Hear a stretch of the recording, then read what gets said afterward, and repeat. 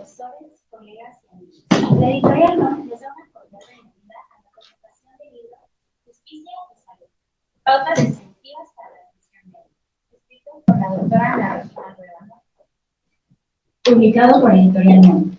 En el libro Justicia y Salud, pautas definitivas para la atención médica, la doctora Rueda sigue los pasos de Norman Daniels al preocuparse filosóficamente en el ámbito del cuidado de la salud y expresa su interés y preocupación por la demorada convergencia entre el derecho a la salud y la justicia distributiva. Este libro fue publicado por la editorial NOM dentro del sello Sapienza.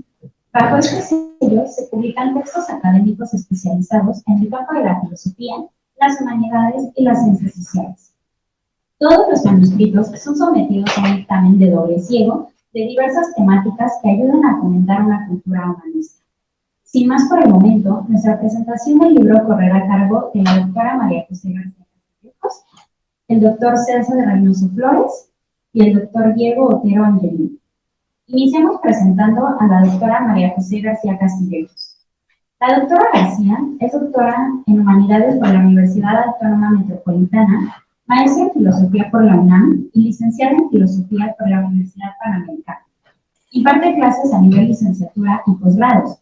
Fue secretaria académica del Instituto de Humanidades y coordinadora de admisiones de la Facultad de Filosofía. Asimismo, ha publicado diversos libros de formación cívica y ética para primaria y secundaria en Editorial Santillán. Actualmente se desempeña como directora general de la preparatoria de la Universidad Panamericana. Sin más preámbulo, le cedemos la palabra a la doctora García.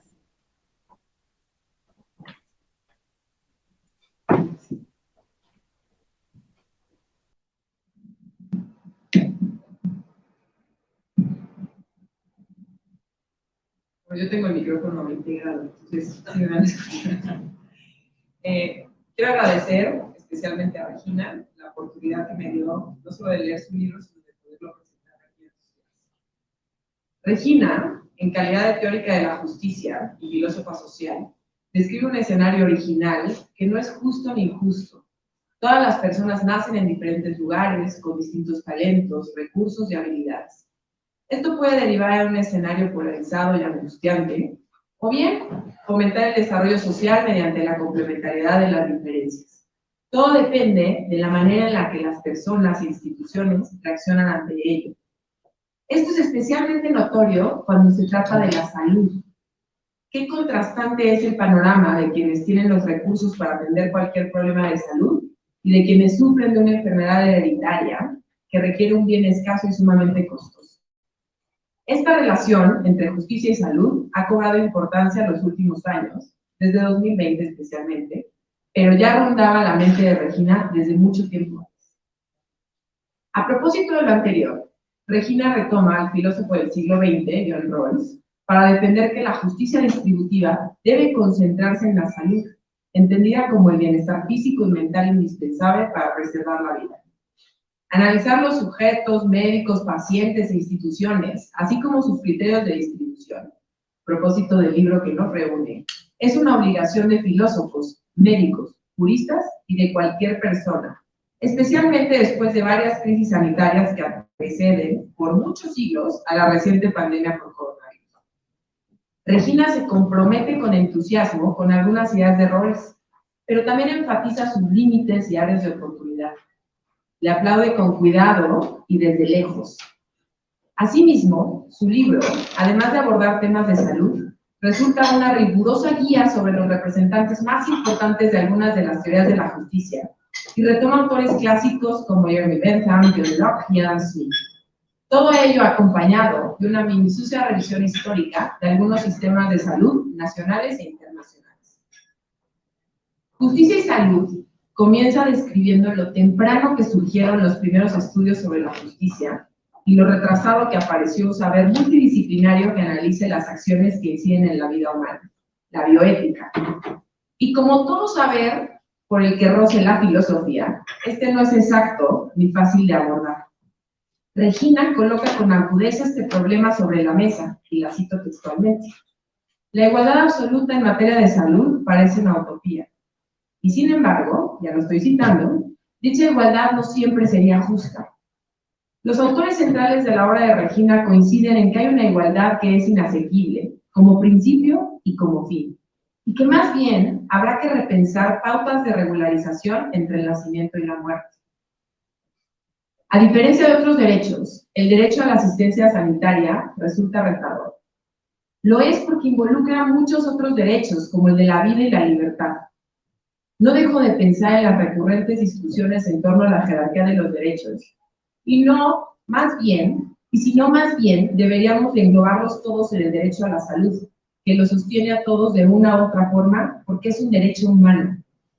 De ahí que coincida con Regina en que el mercantilismo sanitario, entendido, y esta es la definición que da Regina, como la consideración de los recursos o servicios de salud como un bien más dentro de la lista de bienes sujetos a las leyes del mercado, sea insostenible desde el punto de vista antropológico. Y que si bien mercantilizar la salud podría ser económicamente eficiente, ignora el derecho a la vida, que incluye también el de la libertad. Y del derecho a la vida, a la libertad y a la salud, son tales gracias a la existencia de la persona. Se trata de un punto medio entre el holismo social, sacrificar al individuo en pos de la sociedad, y velar solo por el bien personal sin contemplar el bien común. La noción de persona al centro es una constante de todo el libro, que aplaudo y comparto. De las líneas de Regina se desprende también que la complejidad de la distribución de la salud no puede mirarse únicamente desde la lente de los recursos económicos, y esto aplica para casi todas las áreas que incumben al individuo y a la sociedad. Regina lo concreta bien en lo inviable que resulta asignar un precio a los vientres de alquiler, por ejemplo, ajenos a la ley de la oferta y la demanda. A la vez, me parece que del libro se puede concluir, como apunta el 5º capítulo, que deslindar el ejercicio de estos derechos del manejo de recursos sería también insostenible. De ahí lo retador del tópico, pues tratarlo como un bien moral, el bien a la salud especial, requiere de la existencia de un mínimo de recursos humanos y económicos. Se trata de nuevo de encontrar un punto medio colectivo, porque la salud no es un hecho aislado, que apela a recursos materiales, pero no se reduzca a ellos. Por ello, el libro Justicia y Salud, pautas distributivas para la atención médica, es innovador e iluminador. Si bien Paulette Mitterlehn, Fogel, Puyol o Daniels se preocuparon por este tema, Regina los reúne a todos mediante la reconstrucción de ciertos argumentos y la formulación de ideas nuevas a partir de estos. Enuncio estas ideas a continuación. Primero, John Rawls inaugura, mas no explicita, la primera pauta de distribución de la asistencia sanitaria, porque logra conjugar la libertad y la igualdad, estandartes de grupos aparentemente distintos que ocasionaron regímenes políticos disonantes entre sí. La igualdad de los derechos y las libertades básicas, nos dice Rawls en su primer principio de justicia. En Rawls también se reúne la libertad de los modernos con la libertad de los antiguos. Segunda idea importante. Los derechos a la vida y a la libertad que se incluyen en el derecho a la salud no son derechos individuales, aunque así se hayan concebido desde su nacimiento teórico en la modernidad. Incluso del beneficio mutuo del que habla Nozick, se concluye que el ejercicio propio de la libertad depende de la voluntad del otro. Al final, los derechos negativos, los de no interferencia, se anidan en los derechos positivos, en que otros sí hagan lo que debe hacer, no solo que se deslinde de los demás. Quizá teóricamente no podemos obligar a otro a que vele por los derechos de los demás. Esa sería la postura de Nozick en defensa de la libertad. Pero la exigencia de derechos negativos supone la existencia indirecta de derechos positivos. Tercera idea. Según nuestra autora, hemos de optar entonces por un modelo sanitario mixto que se defina, y la cito literalmente, por la contribución que tienen el sector público y privado en la financiación, los modos de provisión, funcionalidad y asistencia. Cierro la cita. A partir de todo lo anterior, Regina concluye, y esto es la tesis de nuestro libro, que la asistencia sanitaria es una necesidad básica y un bien especial, no un bien de consumo o un capricho. Por tanto, se asegura mediante pautas de distribución concretas y, sobre todo, justas. En mi opinión, el gran acierto de Rawls, en voz de Regina, consiste en defender que solo quien es libre es capaz de tener una concepción del bien y un sentido de justicia. En términos morales, económicos y sociales, poco podemos exigirle a una sociedad que carece de libertad o que se restringe a costa de la igualdad. La distribución de cualquier cosa, pero especialmente de los servicios para alcanzar la salud, debe considerar, defender y promover la autonomía, entendida como la comprensión que las personas tienen de sí mismas, la capacidad psicológica para crear sus propias opciones y las oportunidades objetivas que permiten que una persona actúe o deje de actuar. Característica que comparte Dworkin, a quien le aplaudo el enorme valor de la responsabilidad en la consideración de la salud. Este atributo, el de la responsabilidad, combina bien con el enfoque antropológico de Regina, pues solo son responsables las personas, y éstas deben dar y recibir con responsabilidad. Siguiendo el segundo y tercer capítulo, y en general la columna vertebral del libro y de los autores liberales que propone, es interesante retomar el tema de la responsabilidad y la autonomía. Si la responsabilidad fuera un criterio de distribución, procedería sin más el abandono del paciente imprudente, como le llama Regina. Es decir, evitar, por ejemplo, un trasplante de hígado a quien sufre de alcoholismo. No obstante, siendo sinceros, resulta imposible medir con exactitud la responsabilidad o la prudencia en la mayoría de los casos. Pienso, por ejemplo, en la imperiosa necesidad de abandonar el reciente confinamiento para solventar los gastos del día a día. La misma decisión podría ser responsable e irresponsable a la vez. A partir de los límites en los cálculos, propios de las filosofías utilitaristas, me atrevo a exponer algunas dudas respecto a la filosofía de Rawls. Regina lo expone muy bien, Rawls ataca el utilitarismo, pero hay ciertas cosas en las que parece que se une. Me parece loable que el primer principio de la justicia distributiva ponga a todas las personas en el centro por igual. Sin embargo, al igual que Pujol en voz de Regina, pareciera que Rawls no se libra totalmente de cierto cálculo cuando se trata de ver por los menos aventajados. ¿Será viable desprenderse de cualquier cuantificación cuando se tienen que asegurar todos los recursos y todos los derechos humanos? Entiendo evidentemente los límites que tiene el consecuencialismo radical, entre ellos el descontrol sobre los resultados, pero a veces pareciera, incluso en la misma filosofía de Rawls, que no podemos dejar de calcular, aunque se trate de las bases de la libertad y la igualdad o de la conversión de los bienes primarios que menciona Marx. Ciertamente, sí es mejor calcular tratando de evitar las desigualdades en vez de ignorarlas, como hace el libertarianismo o el utilitarismo más puro, el de Bentham, no el de John Stuart Mill, quien presenta un utilitarismo hedonista bastante razonable. Y Regina detectó con acierto que Rawls engloba erróneamente al utilitarismo en una sola teoría. Regina vislumbra bien que solo aplicar el utilitarismo cuando se trata de distribuir criterios de salud traerá consigo una enorme injusticia por utilizar un criterio tan subjetivo como el dolor y el placer. Pues no todo lo que gusta o disgusta es igual en todas las personas. la falacia de inducción que le critica Rosa Silvio. Asimismo, me parece especialmente problemático este criterio en el ámbito de la salud, pues sobre todo allí lo doloroso es, en ciertas ocasiones, más conveniente a mediano y largo plazo, como la molestia que ocasiona la recuperación de una cirugía. Lo cierto es que, como apunta un subtítulo del 5º capítulo, quizá la equidad es inalcanzable cuando se trata de algo tan complejo como la salud, y probablemente tengamos que aspirar a la eficiencia. Por el momento, el libro nos invita a empezar a reflexionar sobre ello. De lo anterior, me surgió otra pregunta a partir de mi lectura del libro.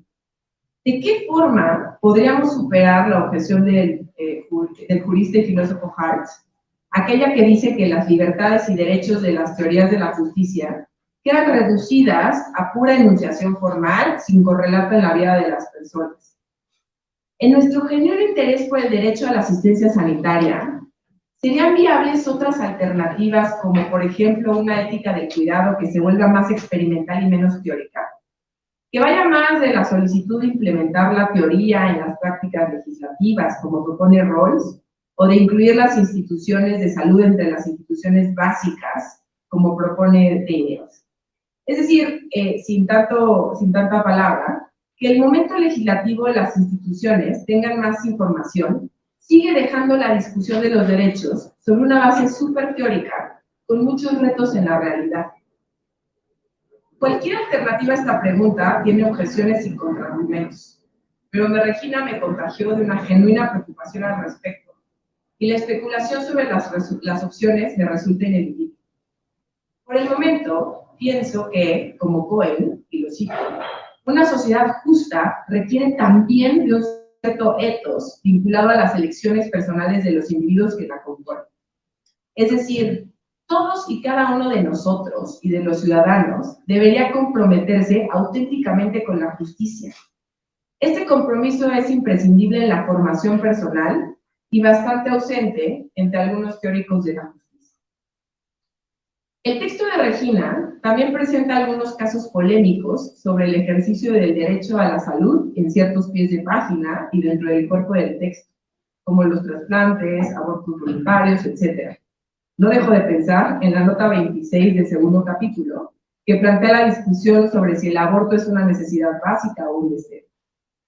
El libro resulta iluminador para retomar todas estas discusiones que, si bien vigentes y recurrentes, en algunas ocasiones se analizan con los mismos argumentos de siempre. Además, pienso que el bienestar mental, que sí se menciona en varias ocasiones, puede convertirse en un segundo volumen, pues en muchas ocasiones la salud por la que vela la OMS y algunas teorías de la justicia no contemplan las particularidades de ciertas enfermedades que impiden la autonomía, aunque no se manifiesten de manera evidente. En lo personal, la lectura del libro de Regina me reiteró la fortuna que recibí en la Lotería Natural de Dworkin, siguiendo el lenguaje del libro, y cómo la suerte bruta ha jugado a mi favor. También me recordó mi propia vulnerabilidad y el deber de velar por la ajena, desde el análisis de las teorías de la justicia hasta el ethos diario. Confirmé también que ha sido una suerte, en parte bruta y en parte opcional, conservar la amistad que guardo con Regina y tener la oportunidad de dialogar con ella a través de su libro y con su ejemplo. Gracias de nuevo por la invitación.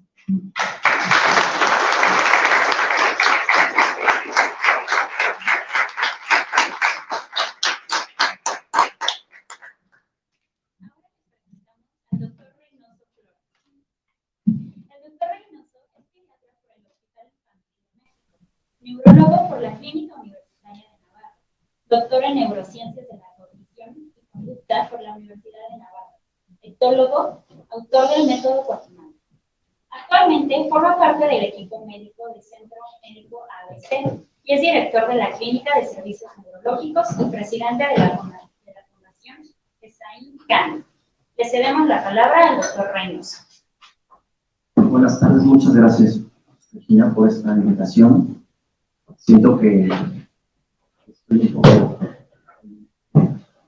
pierdo un poco el tono con investigadores, porque soy el único que no estudio filosofía, pero Me parece que después de leer el libro y de platicar con Cristina durante horas sobre el tema, hay algunos puntos importantes de los cuales me gustaría reflexionar.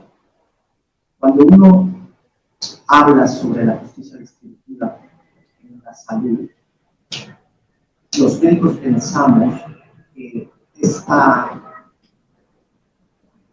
ejercicio teórico sobre saber cómo distribuir los recursos que tenemos para atender pacientes se quedan lejos de la realidad que vivimos los médicos todos los días.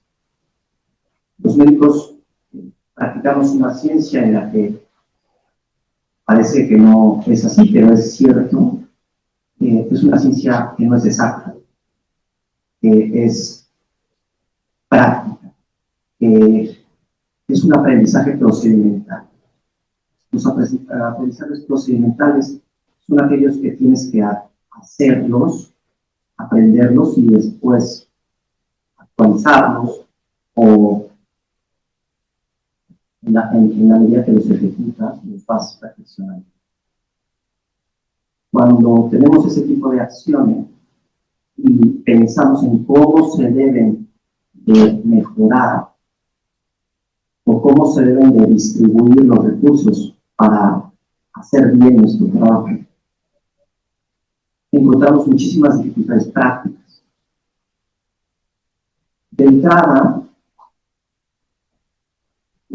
yo para estar aquí sentado tuve que leer a todos un poco más, tal vez sea muy conocido por ustedes.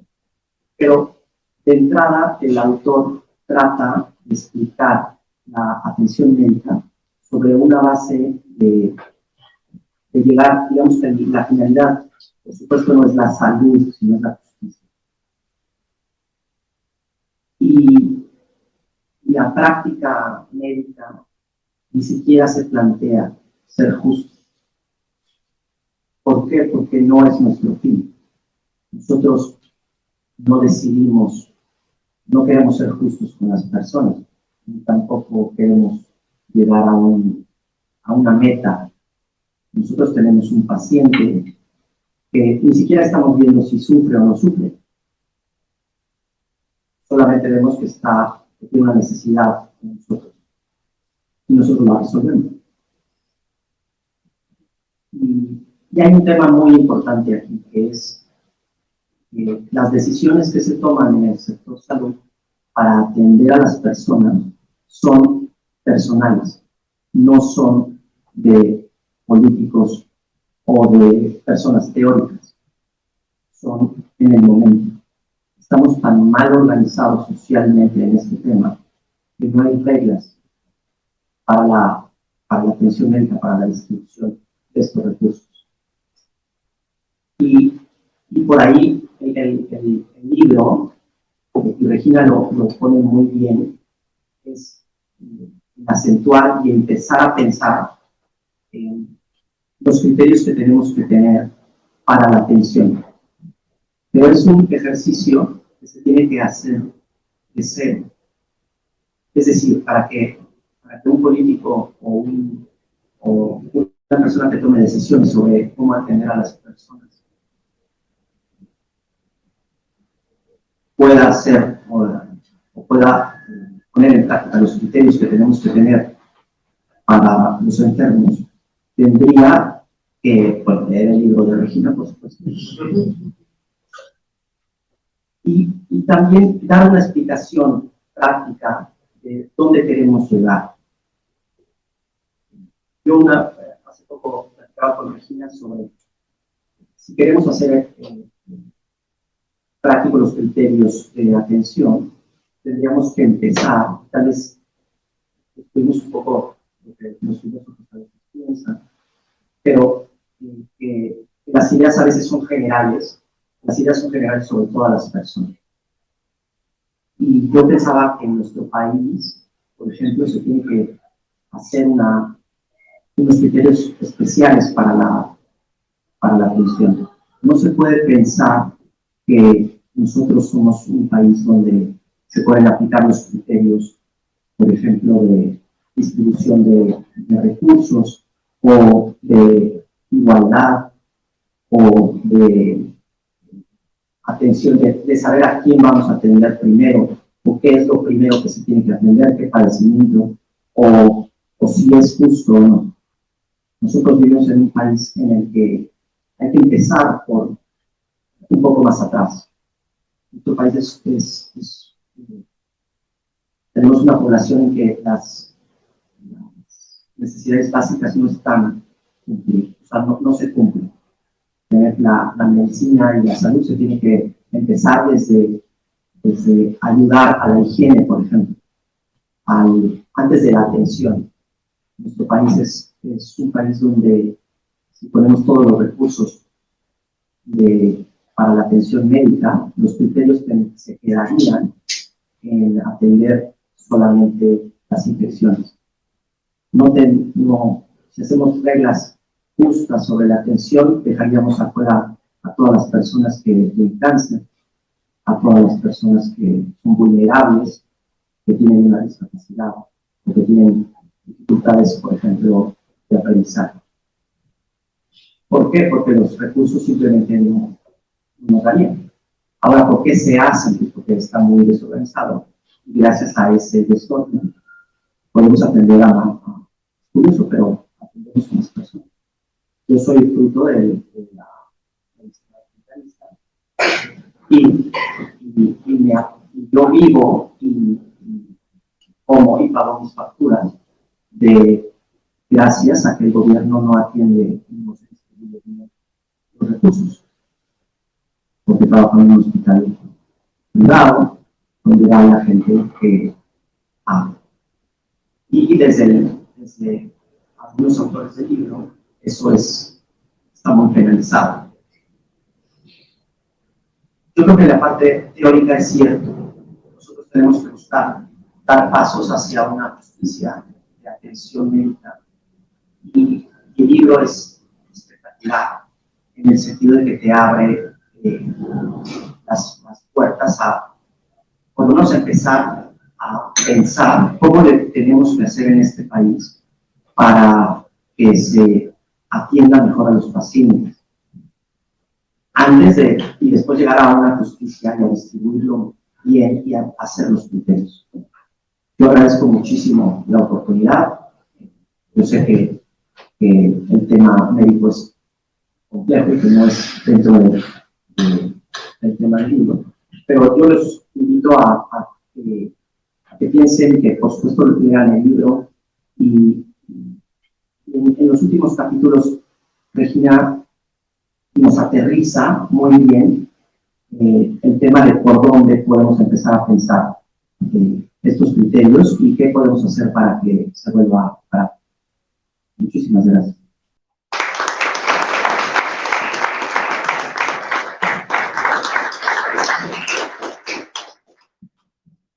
Ahora les presentamos al doctor Diego Otero Angelini. El doctor Otero es profesor de asignatura en el Instituto Tecnológico Autónomo de México.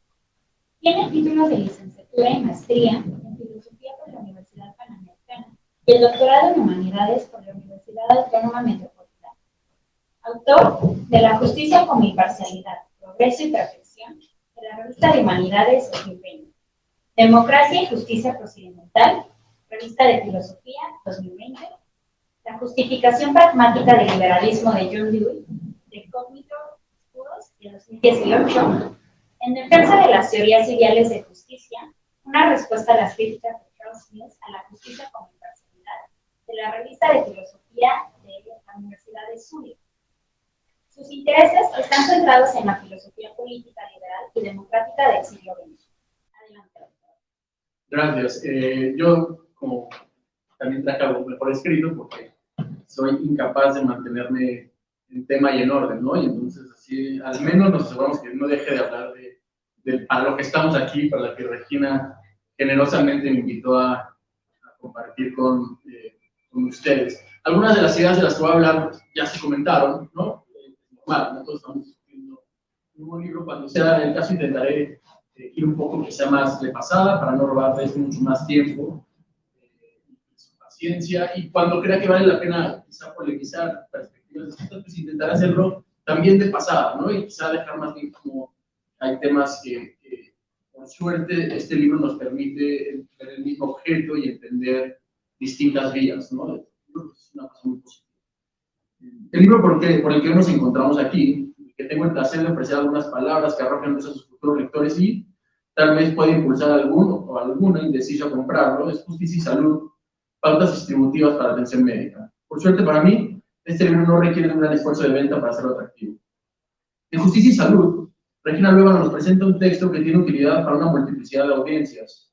Quisiera hablar un poco de ellas primero y después, llevando su paciencia al máximo, hablar un poco del contenido del libro y en especial de la presencia de una de las fuentes más importantes, John Rawls, ¿no? Yo hice mi tesis para John Rawls y entonces soy groupie, ¿no? Entonces intentaré decir por qué creo que es importante para el texto, por qué creo que es importante pensar desde John Rawls algunos problemas. Por un lado, para hablar de un primer lector, creo que cualquier médico practicante encontrará un tema de interés en informarse sobre algunos criterios sobre cómo ejerce su profesión, los cuales en muchas ocasiones no son conscientes. Esto no quiere decir que en el calor de una emergencia, dicho médico decida negarle la ayuda a un acróbata simplemente porque el igualitarismo de la suerte le parece una postura sugerente. Por suerte para los temerarios, parece que los médicos tienen la obligación de ayudar, si tienen vocación de médicos en lo absoluto, aunque sus preferencias filosóficas no necesariamente son lo que exigen. Sin embargo, con la lectura de este texto, ese médico hipotético podrá reflexionar sobre el modo en que su trabajo contribuye al desarrollo de una sociedad, no solo más saludable, sino también más justa. Cualquier ser humano debería sentirse orgulloso de tener un papel en la construcción de una comunidad más justa, y el libro de Regina pone en evidencia que la profesión médica no solo es una transacción o servicio que impacta al individuo, sino que tiene implicaciones que van mucho más allá del honorable acto de curar. La perspectiva igualitarista me parece que, al menos en su versión de igualdad de oportunidades, es central en el libro que hoy presentamos, y la salud como un bien, desde esa perspectiva, es central en la sociedad, en la construcción de una sociedad más justa. Un segundo lector que encontrará provecho en las páginas de este libro es uno como yo, el estudioso, o al menos interesado, en la filosofía liberal y democrática, en especial centrada en las discusiones del siglo XX, a raíz de la publicación de la que me parece, insisto, soy un fan, ¿no? Es la mejor presentación del liberalismo democrático, la concepción de la justicia como imparcialidad, de John Rawls. Antes de ofrecer algunos comentarios desde la perspectiva de ese lector, o sea, mi perspectiva filosófica, vale la pena decir que Regina es meticulosa en el análisis y exposición de algunas de las propuestas teóricas que surgieron a raíz de la publicación de la teoría de la justicia. El texto fundamental de Rawls. En este texto se exponen los elementos esenciales de la teoría de las capacidades, desde las aportaciones de Seni Nussbaum, el mercantilismo sanitario, en especial enfocándose en el liberalismo de Nozick, el igualitarismo de la suerte, el igualitarismo borgiano, intentar enumerar todas las ideas que Regina analiza con familiaridad evidenciada por su claridad en la exposición, tomaría francamente el resto de nuestra velada, ¿no? Y queremos todos ir a celebrar también con Regina el libro y no nada más hablar de estos detalles. Un tercer lector obvio, y esta no es de modo alguno una lista exhaustiva, es aquel interesado en la bioética y las ciencias de la salud. Regina tiene la facilidad de integrar una exposición teórica y acompañarla con la evidencia empírica de las consecuencias de las ideas. El texto, en este sentido, se puede leer también como una historia de las ideas e instituciones de salud, tal vez no desde una metodología historiográfica estricta, pero que, al final de su lectura, permite a quien lo estudia comprender la evolución de algunas instituciones de salud y las implicaciones que las ideas tienen cuando se trata de establecer dicho sistema. El último lector del que me gustaría hablar, quien creo que se beneficiará más en la contribución de Regina, es aquel que tiene que tomar decisiones sobre la construcción y diseño de políticas públicas, ¿no? Y aquí creo que hay una lectura muy distinta sobre las posibilidades del texto, protocolos de atención y medidas sanitarias en general. Es cierto que por la naturaleza del libro, dicho lector necesita estar familiarizado con el lenguaje de la filosofía, que no necesariamente va a ser accesible para todos. Pero si el lector puede navegar por el lenguaje y el análisis teórico, creo que encontrará mucho provecho en estas páginas. ¿Por qué me parece que ese lector será el más beneficiado, aunque sin duda no el único? ¿Por qué justicia y salud va al centro de las que me parecen son las necesidades de ese tipo de lector particular? Ustedes se podrán preguntar, ¿qué sabe un filósofo de lo que necesitan las personas que hacen cosas en el mundo real? ¿No es la naturaleza de los filósofos la incomprensión de lo que la vida real de hecho significa? Creo que el texto de hoy que hoy presentamos demuestra que no. Los filósofos podemos, aunque sea de un modo esporádico y fugaz, comprender las necesidades del mundo real. Regina escribe un libro que, para aquellos que penetren sus ideas y ejemplos, podrán reconocer la utilidad de las ideas que se presentan. Un filósofo que, como Regina, entendía sobre el mundo real fue John Dewey. Él era un educador, fundador de la educación progresista, administrador universitario, más. Él, en su texto Naturaleza Humana y Conducta, realiza una reflexión sobre lo que implica la deliberación, esa que hacemos para resolver tanto problemas muy simples como problemas muy complejos, incluso tan complejos como los que detalla Regina en Justicia y Salud. Y aquí afirma Dewey, y lo voy a citar, el trabajo de la deliberación no es ofrecer una orientación al actuar, al encontrar dónde están las mayores ventajas. Esto lo dice en la crítica al utilitarismo, no solo es buscar las mayores ventajas. El trabajo de la deliberación es resolver las complicaciones en la actividad presente, restaurar la continuidad, recuperar la armonía, utilizar impulsos sueltos y redireccionar hábitos.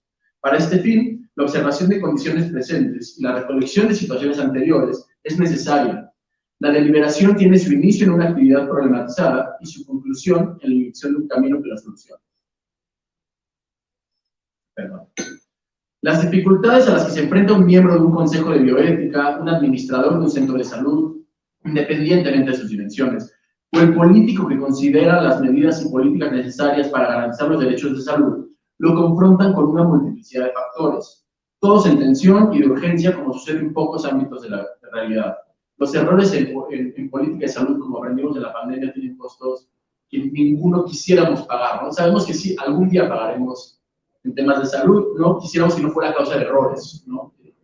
En Justicia y Salud, Regina ofrece más elementos, como las implicaciones sociales más extensas, que deben ser tomadas en cuenta en la deliberación de los problemas de salud, y además nos ayuda a navegar por esas implicaciones, teorías y comprensión de las realidades sociales, para que aquellos que deliberen sobre esos asuntos y consideran la realidad material y las vías de acción a futuro, puedan tomar una mejor decisión.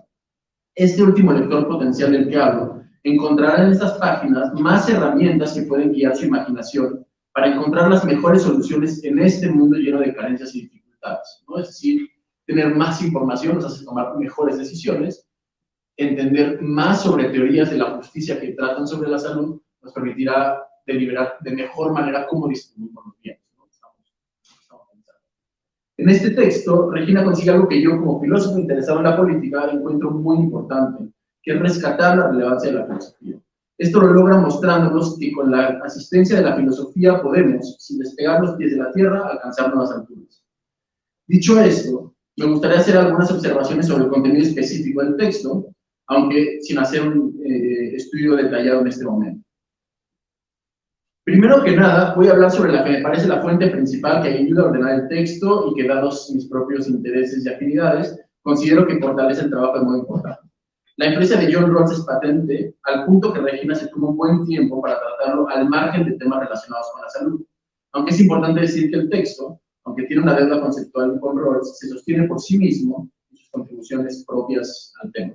No nada más es una copia de Rawls para intentar convencernos de leerlo, aunque eso lo haría también valioso en sí mismo, ¿no?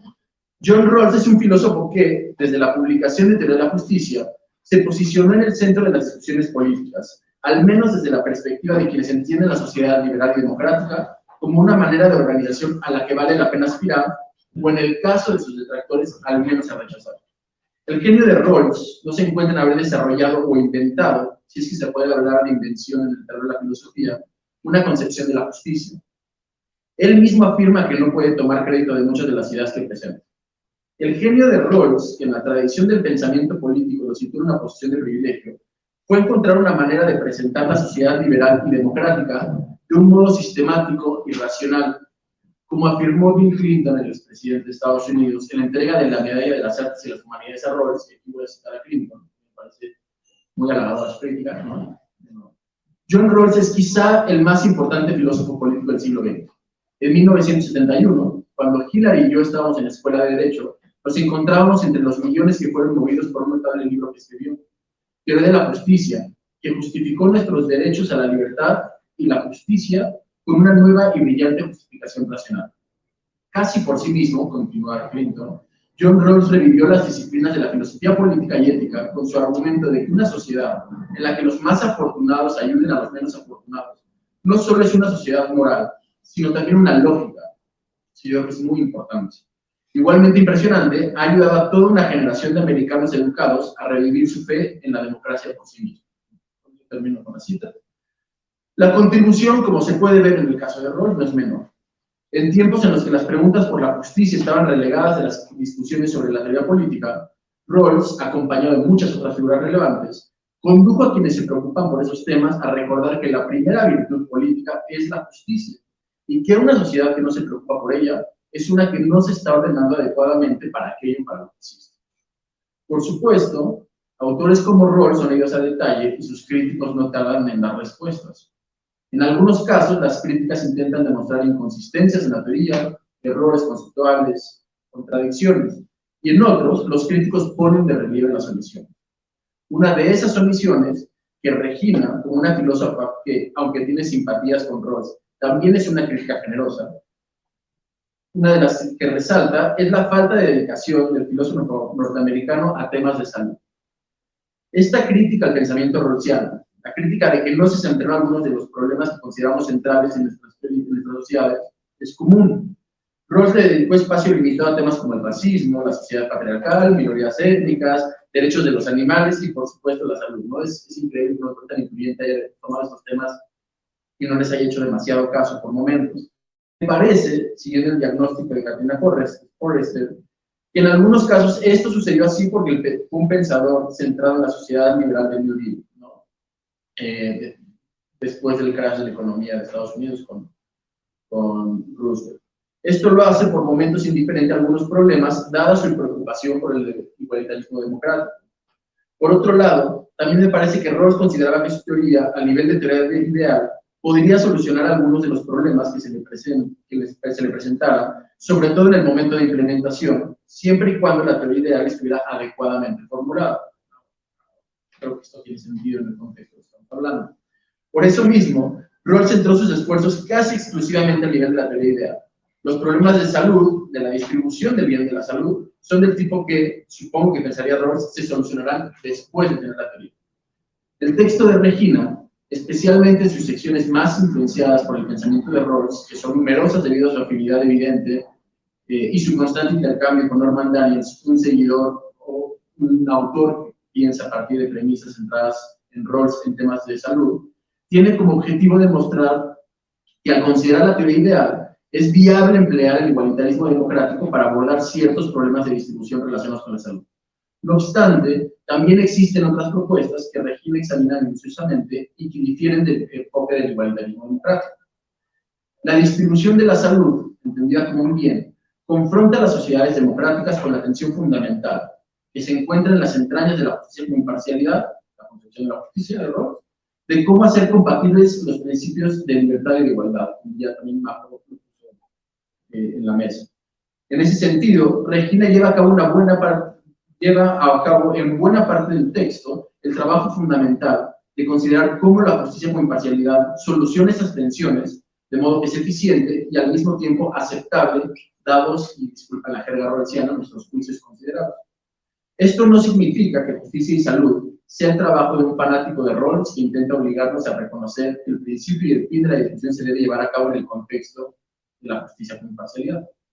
En estas páginas, Regina se muestra como una filósofa sensible a las críticas de Rawls y crítica en su propio derecho, que reconoce los límites de la justicia con imparcialidad y que encuentra nuevas vías de discusión y el andamiaje para solucionar algunos de los problemas más urgentes a los que los individuos se pueden enfrentar en su vida. El espíritu del texto es consonante con la idea de Norman Daniels, que la misma Regina cita en la página 152, donde afirma que, cito, una teoría de la justicia para la asistencia sanitaria no es una tarea que le compete únicamente a los filósofos, los teóricos políticos, sino que es una cuestión que nos concierne a todos. Termina así.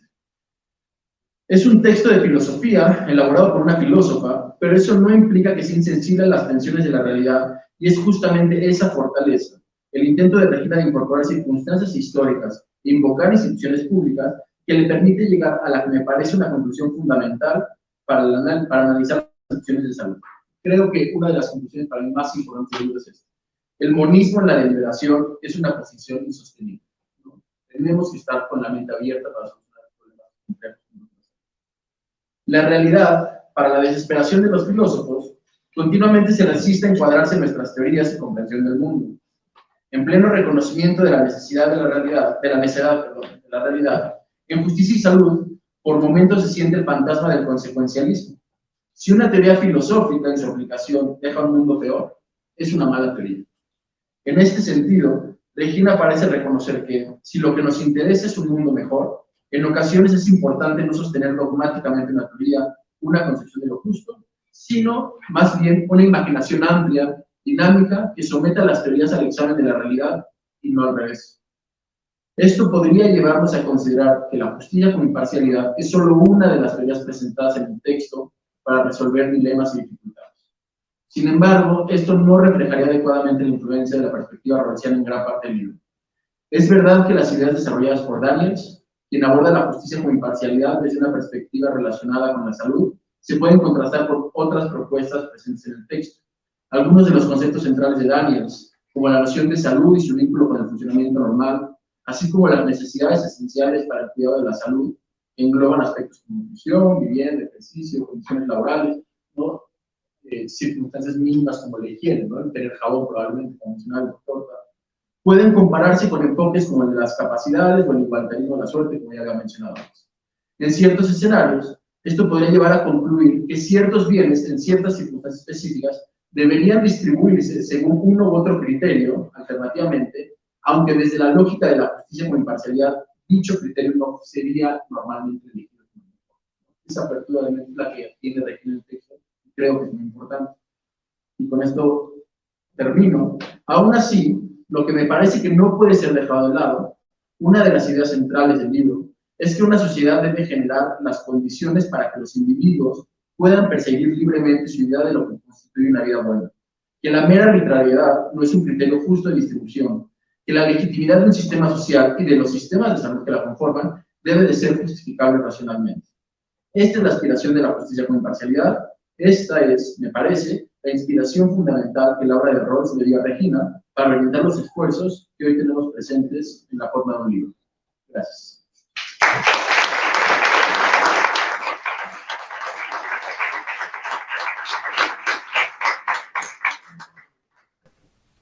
Y ahora le cedemos la palabra a la propia doctora, la doctora Ana Regina Redondo. Doctora en Gobierno y Administración Pública por la Universidad Complutense de Madrid, maestra en Filosofía por la UNAM y licenciada en Filosofía por la UP. Desde hace 15 años es profesora de asignatura en el Instituto de Humanidades de la UP y desde hace 8 años del Departamento de Estudios Generales del ITAM. Actualmente es miembro del Sistema Nacional de Investigadores en el nivel de candidato. Adelante. Pues, antes que nada, muchísimas gracias porque estén aquí. Más con la lluvia y noche que ha caído, entonces era un poco difícil, pero creo que lo lograron.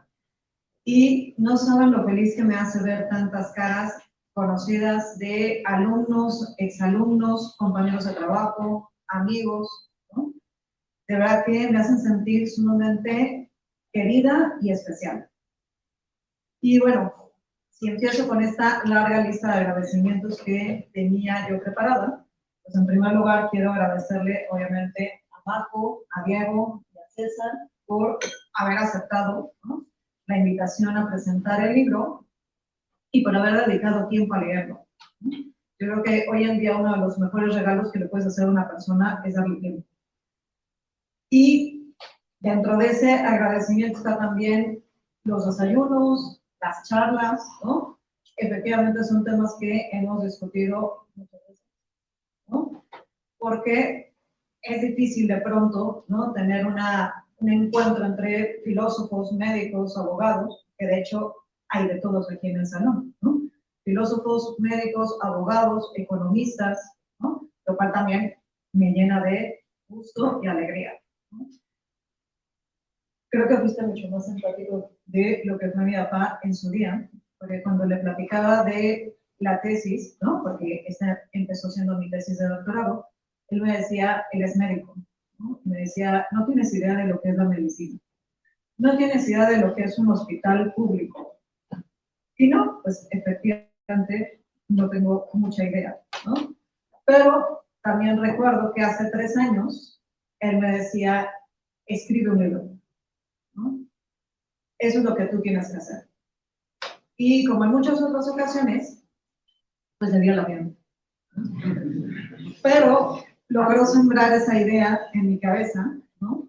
Y esa idea, con el tiempo, ¿no? Fue madurando, fue creciendo, y con el apoyo de Alberto Ross, está aquí, con el apoyo de la editorial NUM, junto con mi confusión de cuándo tengo que evaluarme con el SNI y del CONACYT, pues esta idea fue materializándose y acabó siendo este libro, ¿no?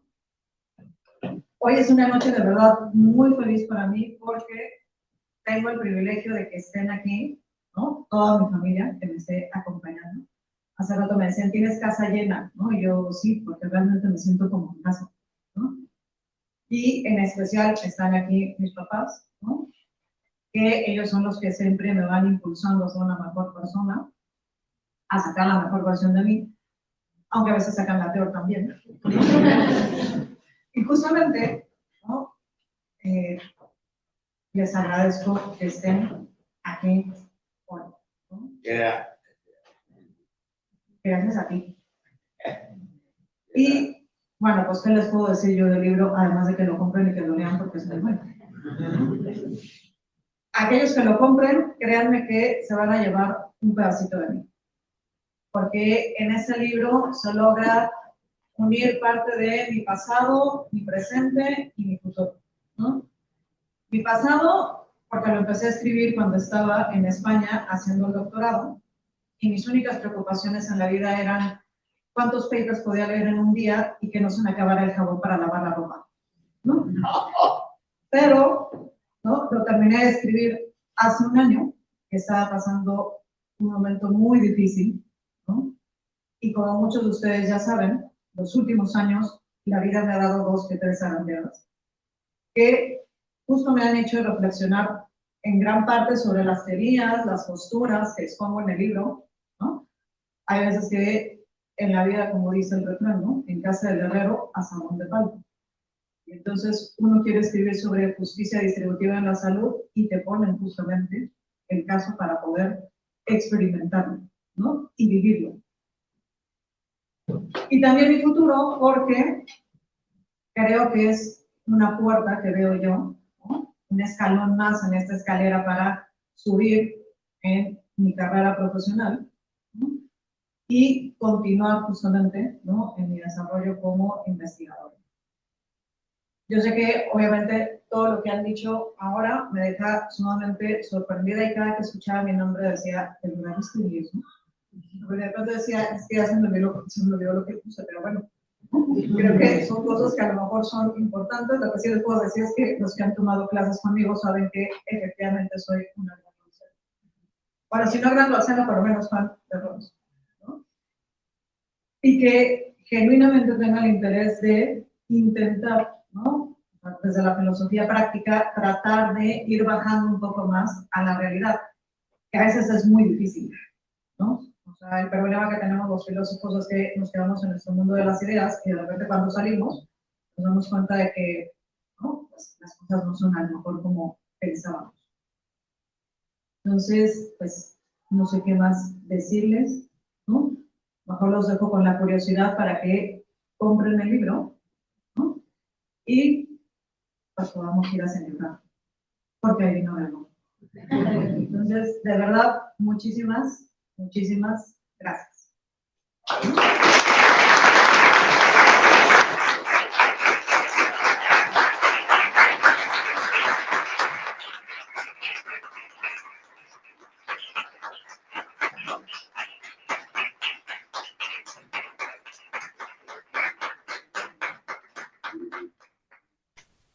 Agradecemos la presentación a la doctora María José García, al doctor César Reynoso, al doctor Mario Otero y a la doctora Ana Regina Luevano por sus intervenciones.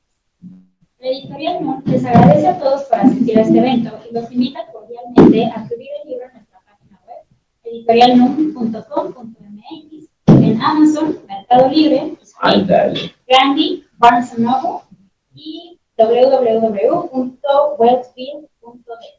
así como impresiones bajo demanda en el resto del mundo.